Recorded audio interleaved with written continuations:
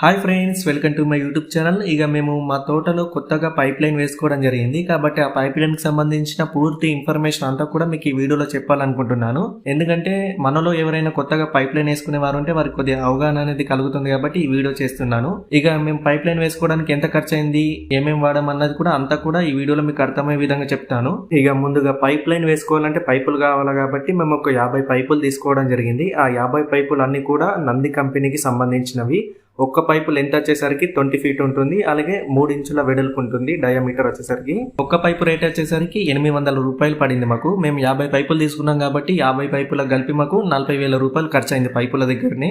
ఇక పైపులతో పాటు దానికి సంబంధించిన చిన్న చిన్న వస్తువులు అంటే ఎలుబోలు కానీ, టీలు కానీ, మరియు అంకబెన్లు, ఇంకా దానికి సంబంధించిన కొన్ని గేట్ వాళ్ళు, ఫుట్ వాళ్ళు అన్ని కలిపేసి అవొక 7,000 ఖర్చు వచ్చింది. అంటే టోటల్గా మాకు పైపుల షాప్లో 47,000 రూపాయల ఖర్చు అయితే అయ్యింది.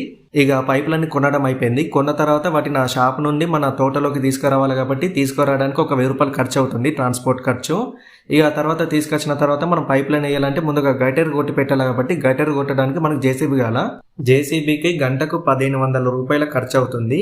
మేము 6 గంటలు సమయం తీసుకున్నాం ఈ గైటర్ మొత్తం కొట్టడానికి కాబట్టి మాకు 6 గంటలకు 9,000 రూపాయల ఖర్చు అయితే అయింది జేసీబీకి. ఇక ఈ గటర్ అనేది భూమి నుంచి 3.5 ఫీట్ల లోపలికైతే కొట్టడం జరిగింది. మీరు ఇక్కడ చూడొచ్చు, నేను చూపిస్తున్నాను. ఇక టోటల్గా ఈ జేసీబీ గటర్ కొట్టినందుకు 6 గంటల సమయం అయింది కాబట్టి 9,000 రూపాయలు అయితే ఇచ్చాం మేము. ఇక జేసీబీతో గటర్ కొట్టడం అయిన తర్వాత పైపులు ఫిట్ చేయడం ఉంటుంది కాబట్టి ఇక పైపులు ఫిట్ చేయడం కోసం అని చెప్పేసి ప్లంబర్ని తీసుకురావడం జరిగింది. ప్లంబర్కి ఎంత అంటే 1000 రూపాయలు ఖర్చు అయింది పైపులు ఫిట్ చేసినందుకు. అలాగే ప్లంబర్తో పాటు ఒక అసిస్టెంట్ ఉంటాడు. అసిస్టెంట్ ఏం చేస్తాడంటే పైపులు అందిస్తాడు. ఇక పైపులు అందించినందుకు అసిస్టెంట్కి ఒక 500 రూపాయలు అయితే ఖర్చు అవుతుంది. ఇక వాళ్ళిద్దరికి కలిపి 1500 రూపాయలు ఖర్చు అవుతుంది పైప్ లైన్ ఫిట్ చేసేందుకు. మనం ఈ పైప్ లైన్ మొత్తం ఫిట్ చేసి అయిపోయాక మనం ఒకసారి మోటార్ చాలు చేసి చూసుకోవాలా, ఎక్కడైనా వాటర్ లీకేజ్ ఉందా లేదని చూసుకున్న తర్వాత 1-2 సార్లు చూసుకోవాలా. అలా చూసుకున్న తర్వాత ఓకే అని కన్ఫర్మ్ చేసుకోవాలా. ఎక్కడ కూడా లీకేజ్ లేకుంటే, ఏమైనా లీకేజ్ ఉంటే అక్కడ మనం మళ్ళీ రీప్లేస్గా ఇంకో పైప్ సెట్ చేసుకోవాలా. లీకేజ్ ఏం లేకుంటే ఇక మనం తీసిన గటర్ని కూడిపేయడమే ఉంటుంది. ఇక గటర్ కూడిపడానికి మనకు ఒక బ్లేడ్ బండి సహాయం అయితే కావాలి కాబట్టి బ్లేడ్ బండికి వచ్చేసరికి గంటకు 1300 అవుతుంది. మాకు ఒక గంట సమయం పట్టింది గటర్ మొత్తం కూడిపడానికి. ఇక గంటకు 1300 అయితే ఖర్చు అయింది మాకు. ఇక ఈ పైప్ లైన్ మొత్తం కూడా వేయడానికి మాకు ఒక 2 రోజుల సమయం అయితే పట్టింది. ఒక రోజంతా కూడా గైటర్ జేసీబీతో తీయడానికి సమయం పట్టింది. 2వ రోజంతా కూడా ఈ పైప్ లైన్ ఫిట్ చేయడం జరిగింది.